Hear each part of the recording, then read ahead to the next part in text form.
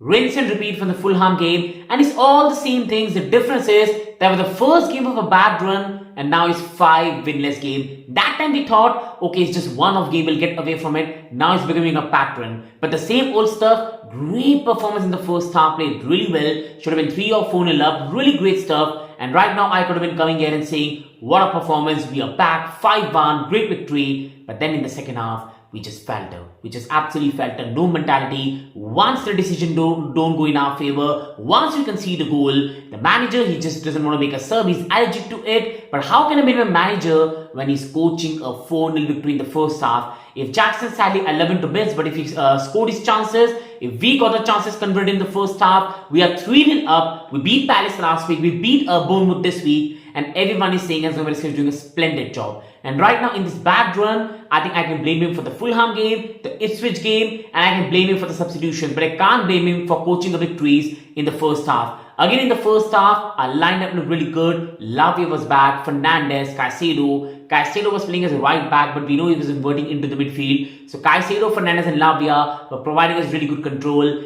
Echipong Colville looked really comfortable. Cucurella in the first half was at least decent. And then Sanchez was poor as he always is. And it was a very decent performance. We had control, possession, good build-up. Jackson was absolutely fantastic in the build-up play. This man for me is still one of the best strikers in the league when it comes to ball with his feet. He can dribble, he can run, he can pass. And this is why it makes me so sad to criticize him, because I love him. He's such a good player. But you can't go there and do such a good job for the first goal. People can say it's Palmer's goal, is Jackson's goal. But the problem is, you then go there and miss from 5 yards. That could have been a game clincher, and it's not happened for the first time. It happened in the last game as well, and again in recent matches. He could have killed the game off, he didn't, other players didn't, and we paid the price for it. And see, I love Jackson, but if this season we don't go on and get the top 4 and get Champions League qualification, we need to go there and sign a striker. And I still believe Jackson has a very good future at this club, whether the left wing or a striker. But I still believe in this January transfer window, we need to sign a different profile, because we need something else, because clinicality is the only thing that is really lacking at, because it was another good performance. Palmer was good, Sancho was really good in the first half, Mediocre was, I will just say, decent, and then absolutely horrific in the second half. And again, we had a very, very good game. Fernandes absolutely hats off, played a fantastic game. Caicedo looked good, Lavia looked good, and we should have been 2-3-0 up. But again, we just don't have any idea how to manage the game. Yes, we didn't kill the game off, but keep the ball, start the second half slowly, keep the ball, keep the control, and eventually we'll get the second goal. But Lavia goes here, makes a poor mistake, and then Caicedo makes a poor mistake. They get a penalty, they get back in the game, and then you're just chasing. The crowd are a bit frustrated, the voice in the stadium is gone, Bournemouth are confident, you are just taking yourself, I missed chances and my team is going to lose now. And then Semenyo goes here, scores a beautiful goal. And after that, my manager is sitting there, he always says in the press conference, I will want to play João and Palmer together, but I can't really do that because defensively we'll not have enough backup. I understand. But today we are 1-2 down at 68 minutes. You could not bring João Felix on for 20 minutes. That's the thing that frustrates me about Enzo Maresca.